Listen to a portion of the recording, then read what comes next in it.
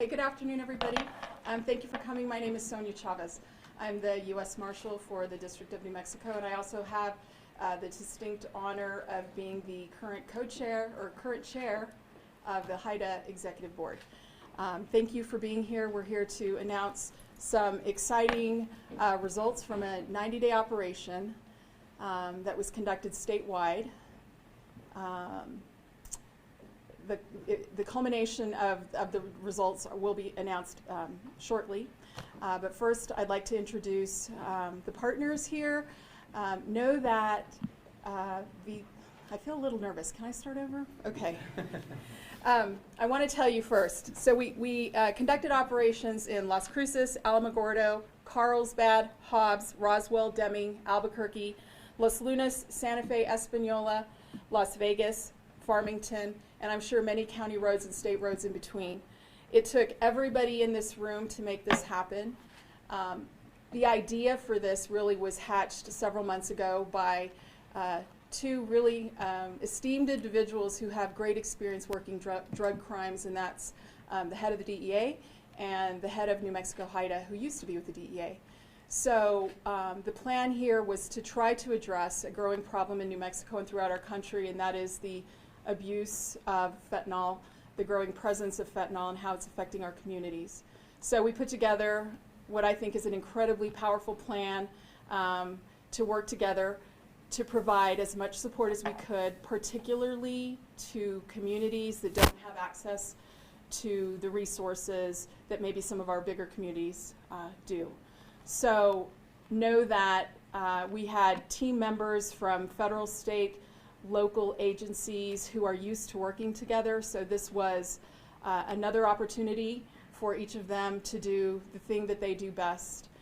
We have a lot of our deputies up here, but it took people from all over the state. We're really proud of the combined effort. It was my honor as the U.S. Marshal to deputize over 100 state and local deputies to give them the authority to act with us on all our federal task forces, DEA, ATF, HSI, and of course the Bureau. So we had over 100. 35 of those were from Bernalillo County Sheriff's Office, and about that many from state police. So that gives us the opportunity to really act as one team as we do all of this. So I'm going to make some quick introductions, and then we're going to announce the results. We're going to have our agency heads make a few comments, and then we'll open it up for questions. First, I'd like to introduce our host today, the Sheriff of Bernalillo County, Manuel Gonzalez. Next, we have Sheriff Mark Cage from Eddy County, who also has the distinct honor of being the co-chair of New Mexico HIDA, so he's my partner in this. Coming up from Lee County, Lovington, John Martinez, Chief Deputy from Lee County Sheriff's Office. And we have representing the New Mexico State Police, Deputy Chief Troy Weisler. We have Wes Hatley from the New Mexico Department of Probation and Parole. And we have Deputy Chief Josh Brown from the Albuquerque Police Department. Our federal partners, DEA Special Agent in Charge Greg Millard from the El Paso Division. The new SAC for Homeland Security Investigations, Frank Barola, up from El Paso, with his deputy SAC, Jeff Mayfield. Jeff, right here. Great partner. FBI Special Agent in Charge, Raul Bujanda, right here. And ATF ASAC Jason Schmidt, right here. Okay, so right now I'd like to call up Will Glaspie. Will Glaspie is the director of New Mexico HIDA. He came here to us 3 years ago and really brought New Mexico HIDA to a whole new level of professionalism and expectation, and we feel very fortunate to have him here. Before coming to HIDA, he was a special agent in charge for DEA, both in El Paso and in Houston, which I'm told they call a super SAC office, probably one of the biggest, if not the largest DEA office in the country. So we're very fortunate to have Will's expertise in leading this combined drug initiative in New Mexico. So Will's going to talk to you a little bit about New Mexico HIDA, the HIDA model, why it's so effective. So Will Glaspie. Thank you, Marshal. Sir. As Marshal said, I'm the Executive Director for New Mexico High Intensity Drug Trafficking Area, more commonly referred to by our acronym of HIDTA. HIDTA was created by Congress in 1988. New Mexico HIDTA was stood up in 1990 as part of the Southwest Border HIDTA, one of the 5 original HIDTAs that were created that year. Today there are 33 HIDTAs across the country. In New Mexico, we have 17 HIDTA designated counties on the map there in the green. My office supports 17 enforcement groups, 7 prosecution groups, 2 prevention initiatives, and several support initiatives.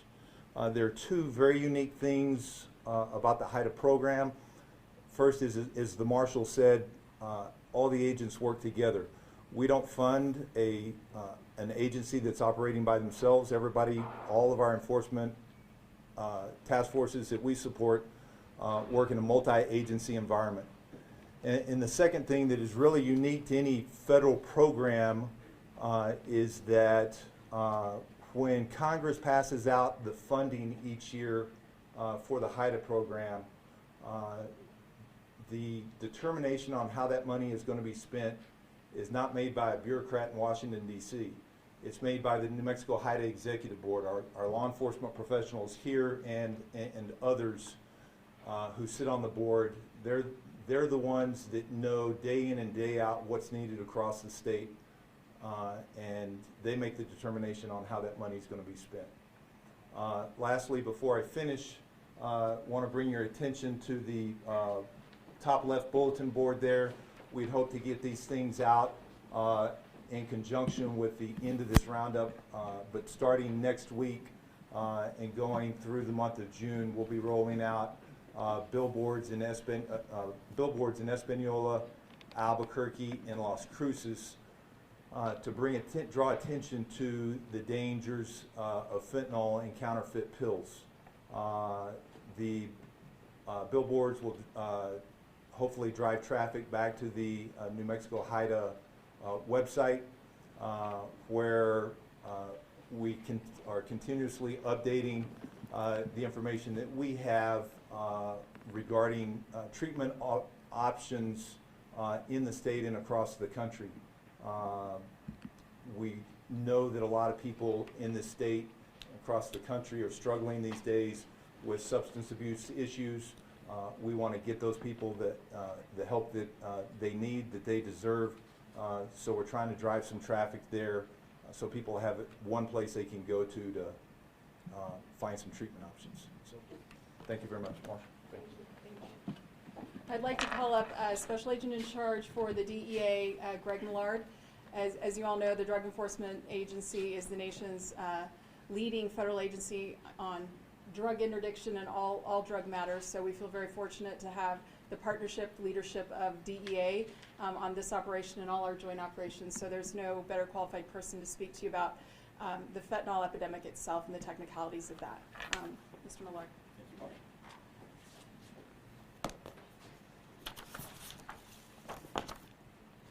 Good afternoon. My name is Greg Millard, and I'm the Special Agent in Charge of the Drug Enforcement Administration's El Paso Division, which includes the entire state of New Mexico.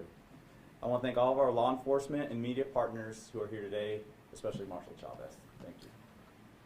Last year, over 107,000 Americans died from a drug overdose.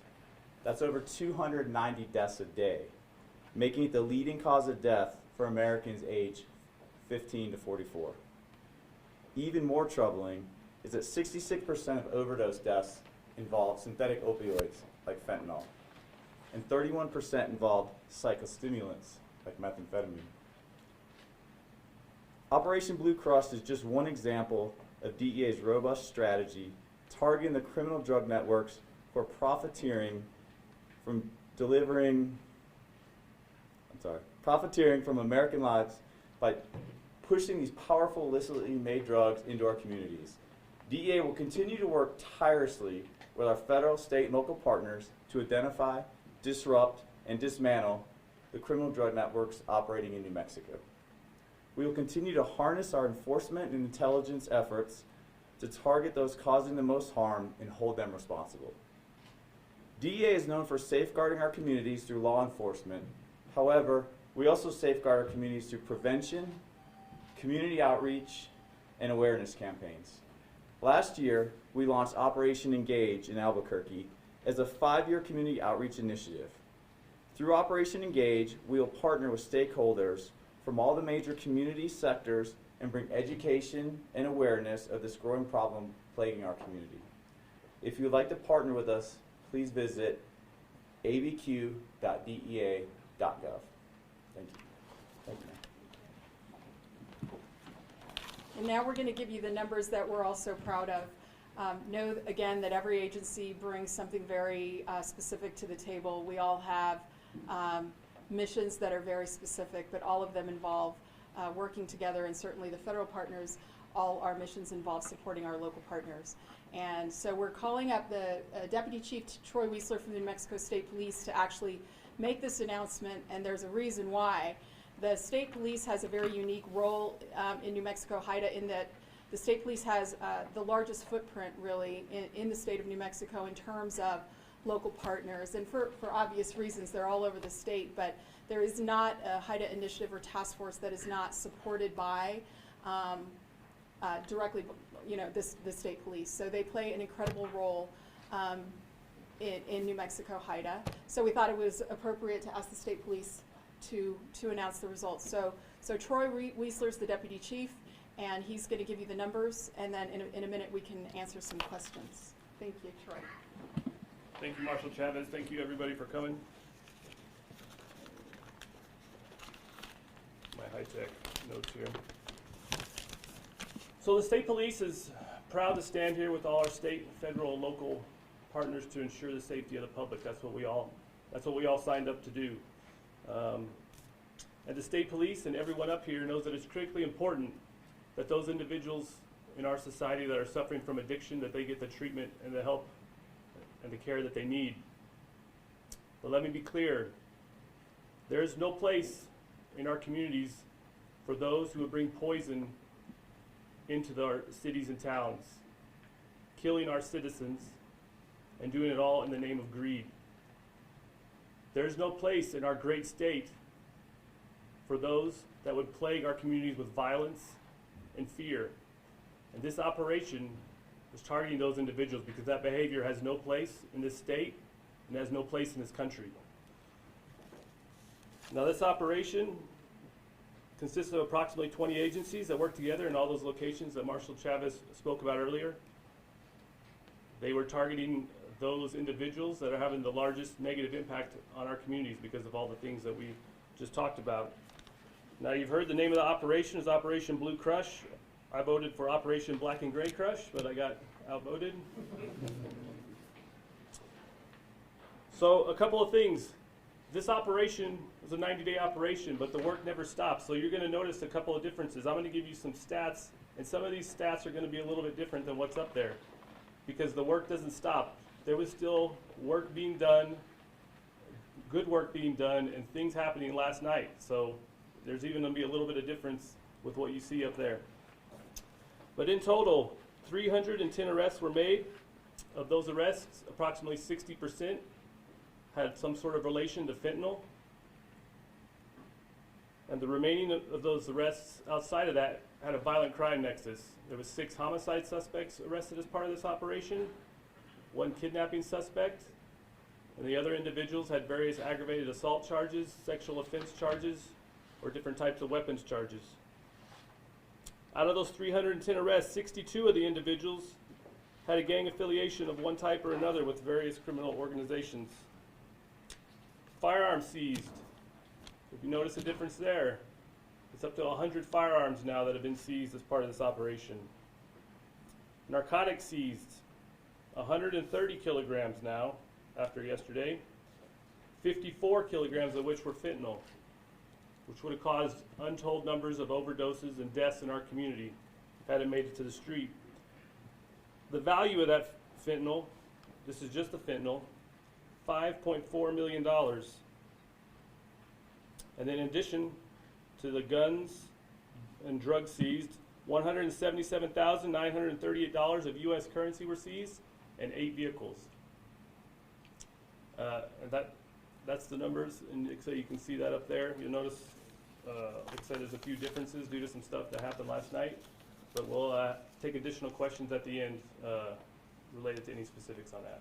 Thank you. Thank you, Marshal. So now I'd like to call up our agency heads, our agency leaders to make some comments. But before I do that, I'd like to introduce our newly minted, newly sworn in United States Attorney, Alec Ubaez. Some of you know Alex. He's been here at the U.S. Attorney's Office for, I think, 7 years.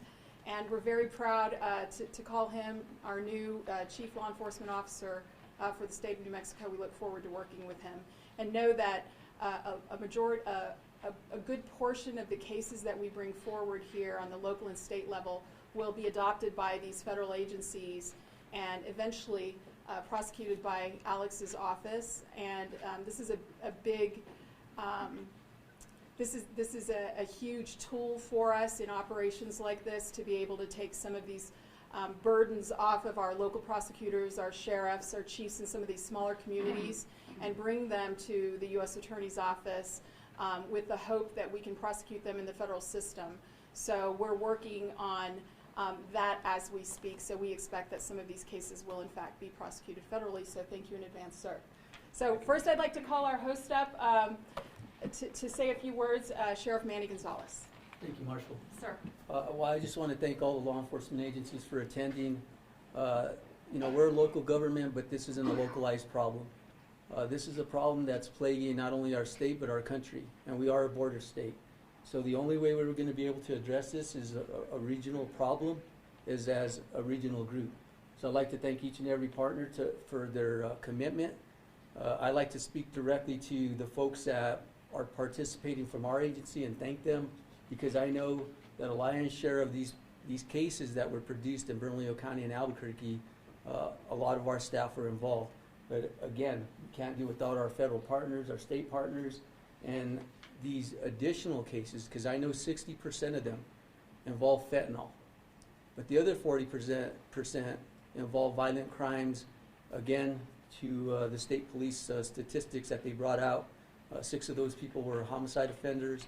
There's people that are out there with sexual assault charges, and that's where our violent crimes team come in with the FBI, our other agencies. So I'd like to thank each and every one of you.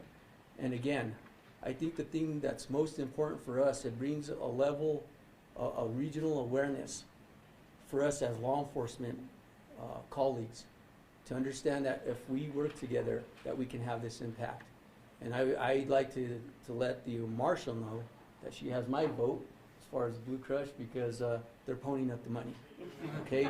And that's what it really comes down to, is that, you know, we have to kind of put our money where our mouth is. And when the state comes up with that money, I will vote for the black and gray. Okay, so that being said, I don't know who you have. Makes you feel cheap. Thank you. Thank you. But that really is, it's part of the model, right? The HIDA model. We all have access to different types of money to do different types of operations, and it's really our honor to be able to support it in that way. So thank you. I would never think of you.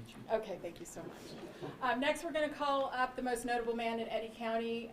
That's the sheriff, Mark Cage. He drove all the way up from Carlsbad. He is a leader in New Mexico HIDA and a great partner. And while he walks up here, I'd like to recognize who I call the godfather of New Mexico HIDA, and his name is Bobby Sullivan. He's ancient. He's sitting in the back somewhere. But he's been involved in New Mexico HIDA longer than any of us in this room and knows more about New Mexico HIDA than probably any of us. He's the commander out in Region 6, which covers the whole southeast section of the state. They had tremendous involvement and results here. And I really appreciate Bobby Sullivan, the support he gives to the Marshal Service and to New Mexico HIDA. So he's your partner too. Yes, ma'am. Thank you, Marshal. Thank you, Sheriff. First off, thank you to all of our federal partners and our state partners and our local partners. We couldn't do it without y'all. This is what it's all about. This is what HIDA is about. It's about cooperation, collaboration, and results. And you see the results over there. I'm chair of the Region 6 Drug Task Force and the Pecos Valley Drug Task Force. Region 6 encompasses Chavez, Eddy, Lee, Lincoln, and Otero counties.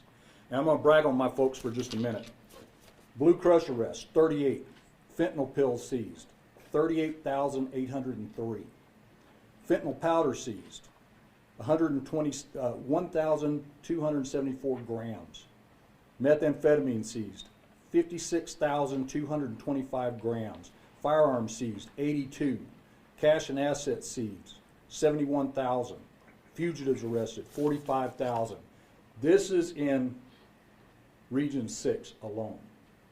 So I have a message, and it's to any of the folks who are stupid enough to try and deal drugs, try and deal fentanyl, this poison, to bring it into my county, into Eddy County.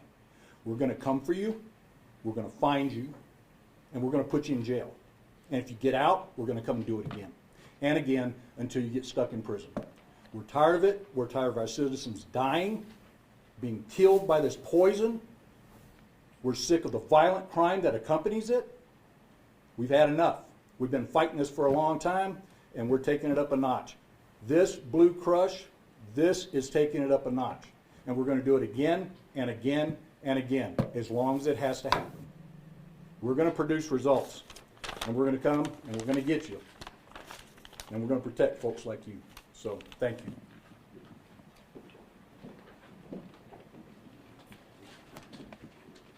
I was looking for Chief Deputy from Lee County. Did you want to say anything, or? I don't have anything. Okay, not to put you on the spot or anything. Okay, so now we're going to move on to our federal partners, and I'd just like to call, Mr. Barola is brand new to the district. Welcome. Would you like to say a few words for HSI?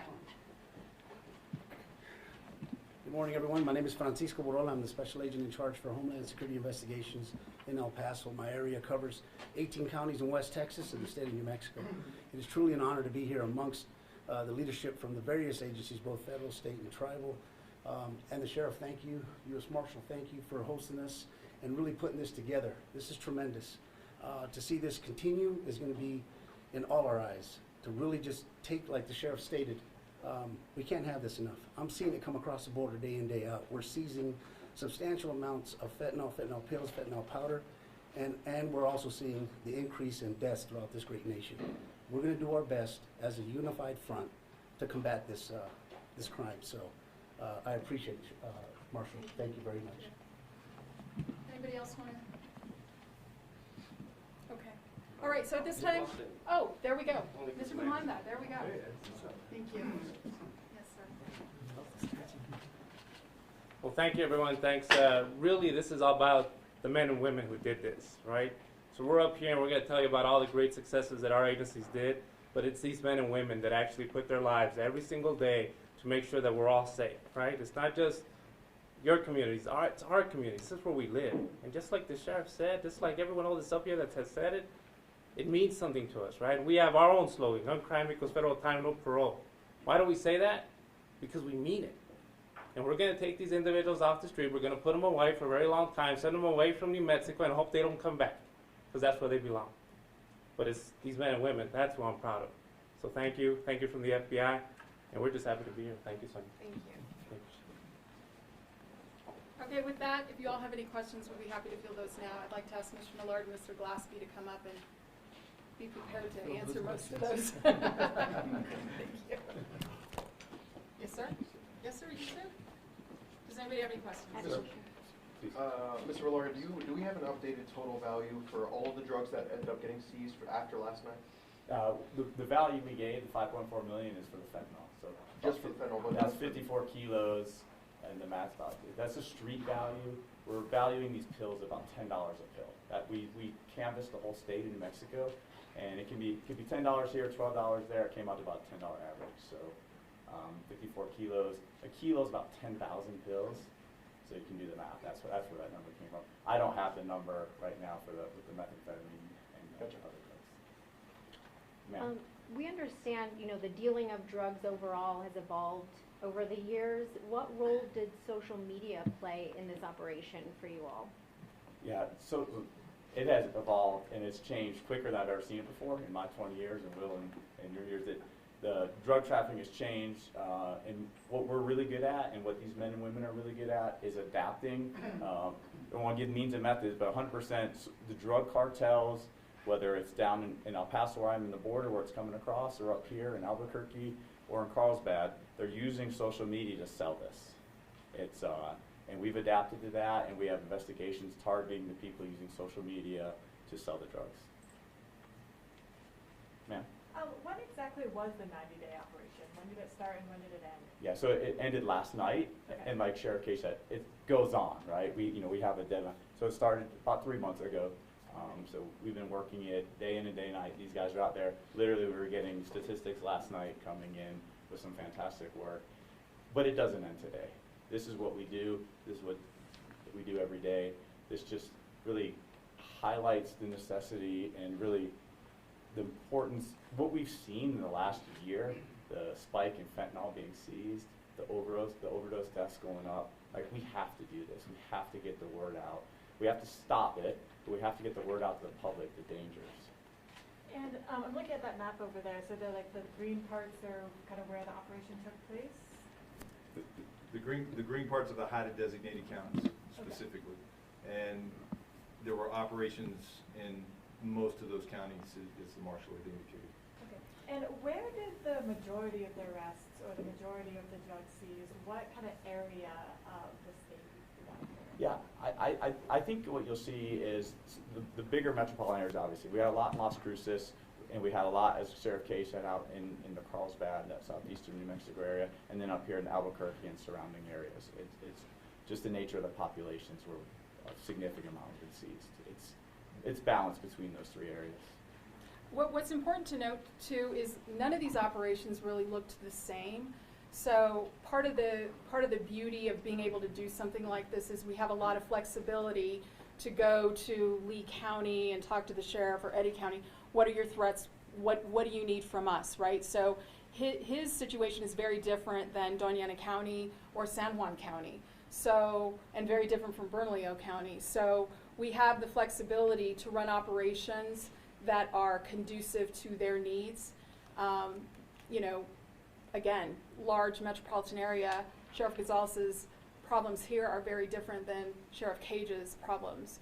So our deputies and the entire task force units are able to kind of cater the operations to the need of that community, and that's I think what makes this so impactful. And in that, sorry.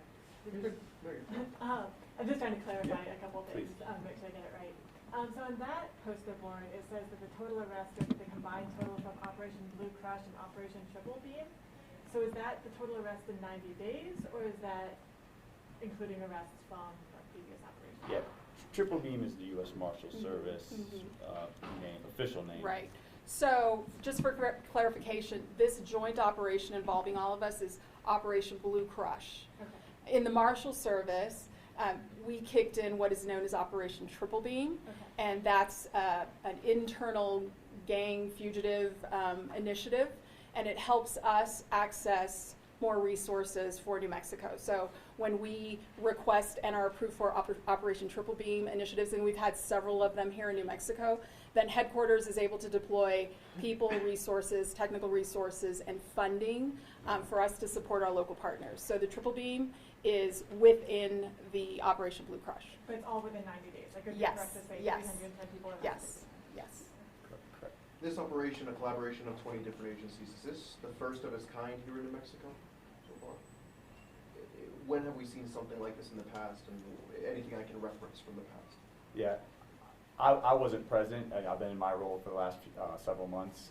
I know this has been done several times. I'll defer to some of the people that have been here. What I'll say is, from a HIDTA standpoint, the majority of these agencies already work together, right? What is kind of a one-of-a-kind is a statewide operation focused on fentanyl traffickers.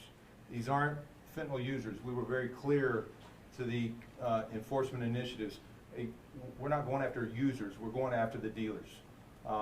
And to my knowledge, there hasn't been a HIDTA, or there hasn't been a state that's been able to look at the big picture all across the state to tackle the fentanyl traffickers in their state. What sort of makes this operation unique? Is it funding? Is it the federal partners getting involved with the local agencies? Like, what's different about what you guys are doing with BCSO and state police on your normal day-to-day? I think it's all above.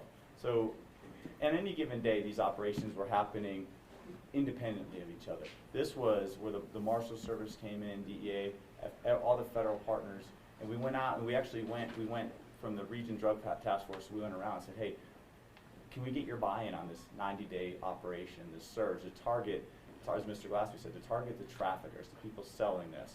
So some of these, in different communities, they have other duties. They're doing other, maybe they're not doing fentanyl cases every day. We said, let's focus on the fentanyl traffickers for 90 days. So, and the funding was critical. The Marshal, a significant amount of funding was brought people from around the country, my understanding, right? So bringing in the funding, bringing the people, supplementing the local and state and local agencies with funding. So it was an all hands on deck, statewide approach, and that's the uniqueness of it. After having made the 310 arrests, do we have an idea of where the drug is actually coming from, the majority of where these dealers are getting their product? Yeah, so the fentanyl's coming from Mexico. It's produced in Mexico with chemicals from Asia.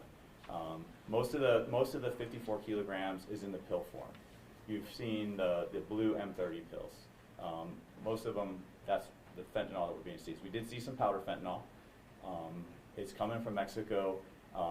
Down in the southern part of the state, it's typically coming over the Texas border there in the Juarez area. Up here, it's 50-50. It comes from the Arizona border. It comes from the El Paso area. It comes up the interstate highways into the community here. But the fentanyl's coming from Mexico. I think, well, we all know this fentanyl epidemic has gotten worse over the last 5 years. But for regional specific officers like Sheriff Cage, how have you seen this epidemic worsen over the last 3 to 5 years? It's Sheriff, spiking now. why don't you come up here so they can hear you on this? Yes. It's spiking now. We had a 10-year-old child die of an overdose. It was his third time overdosing, where the grandmother gave him Narcan 2 times before that. The mother and the grandmother were dealing fentanyl.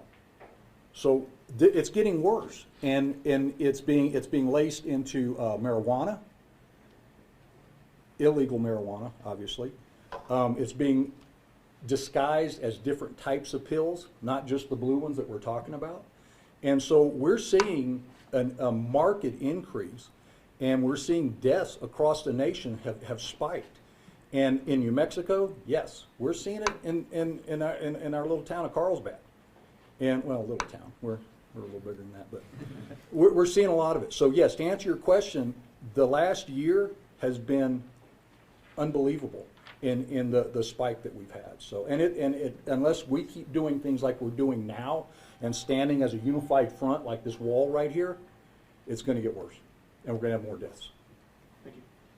If I could just follow on, Sheriff. The scary thing about fentanyl is we're seeing it mixed with other drugs, as the sheriff said. People think they may be using one illicit drug, albeit cocaine, methamphetamine, and in fact, that's fentanyl in it. And if that's where we're seeing, that's what keeps me awake at night. It's scary. The drug dealers, it's pure greed.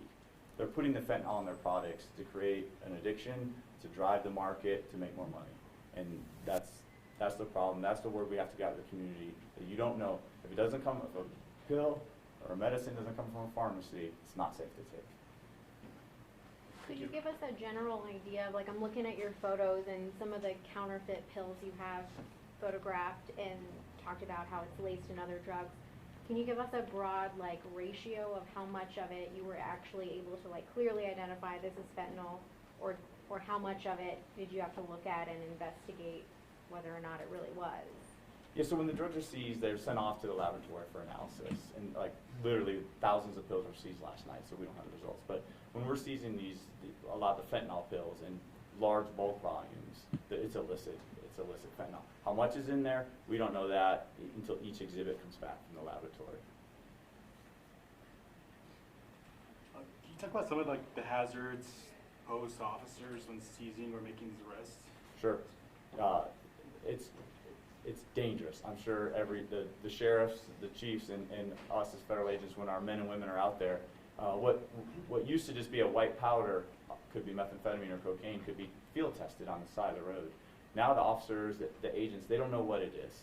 We have a very strict protocol with any unknown substance to bring it to our office and test it under a fume hood, like in a laboratory. So it's tremendously dangerous. It's dangerous to the officers. It's dangerous to the first responders, and it's a problem. And most agencies have a protocol to be extra safe with it. Just to piggyback off, but the dangers of like a traffic stop or a house warrant, like Yeah. where you guys go through. Yeah, we have to look at it different now, because a white powder is an unknown substance. We have to assume it could be fentanyl in this day and age. That's what we're seeing. If you look in this operation, the majority of the drugs seized were in fact fentanyl. So what used to be a white powder and you don't know, now we have to assume it's fentanyl. We have to treat it like that. If we know it's a known fentanyl substance, we're going to call in our clan lab team, the high hazard environment team that wear the suits and the tanks. So those are the lengths we'll go to when we believe, suspect it's fentanyl in a residence. What about the dangers of the officers making contact with it? It's dangerous. I mean, I think almost every agency here carries Narcan. We carry Narcan because we're worried about ourselves and our fellow agents as well as the citizens. And know that every time that our officers, our deputies, our agents are going out on any type of drug investigation, they are always on notice, because where there are drugs, there are guns. Where there are guns, there's violence. And so this operation is targeting fentanyl distribution, but it's our effort to continue to address violent crime in New Mexico, because we all know that dangerous drugs are a driver in violent crime.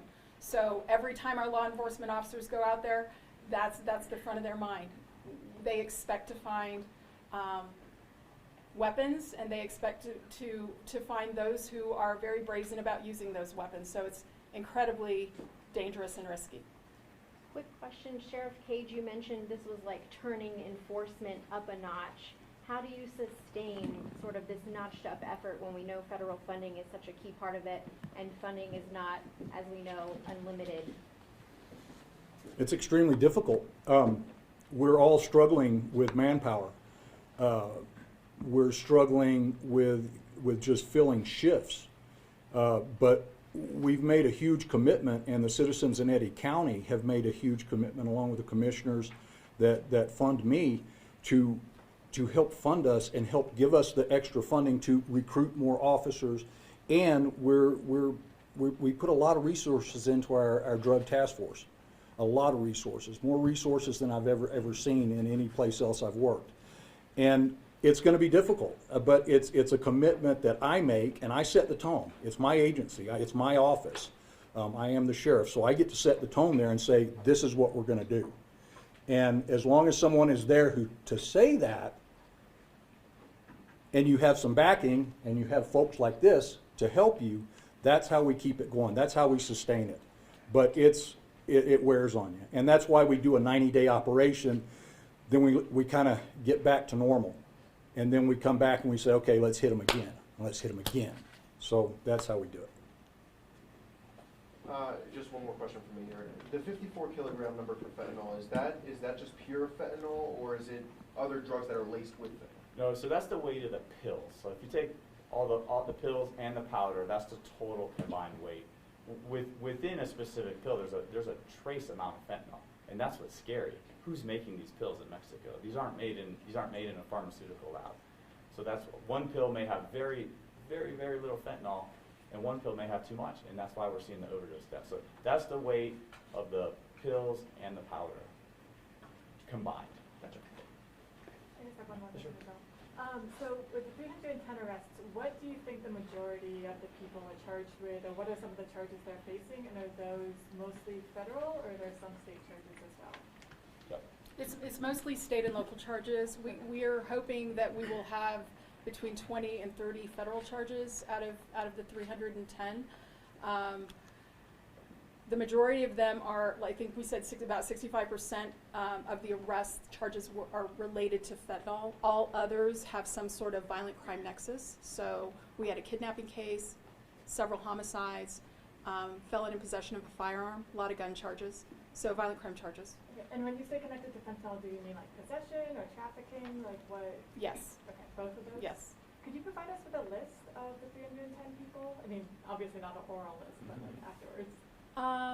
We won't be in a position to provide the list of the targets for a while until they're charged. Some have been charged, some have been charged, and some are still pending charges. So if you get with me, we can probably pick some out that you might be able to highlight that are. Okay, so I'm confused about how people are arrested but not charged. I can tell you that sometimes a task force will go out and make an arrest or see some drugs or guns, and the circumstances may not warrant charging them at that time. It may become part of a bigger investigation, so we need to leave things open for a moment, or they need to. I hope I'm not speaking out of turn, and there are still parts of the investigation that are pending. So there's only a handful of people who have not yet been charged. I think there's 7. For the most part, everyone has gone through that formal process. Okay, so all but 7 of the 310 people have been charged? Those were the numbers that I had as of last night.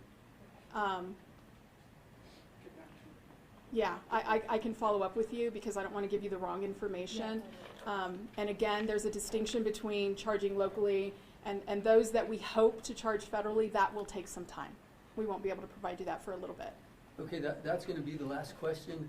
If you have any other questions for the marshal or any other people that are standing up here, they're more than welcome to see if they're willing to speak to you on behalf of their agency. So, you want to do your closing? Oh, that's it? All right, there you Appreciate go. y'all coming. Thank you.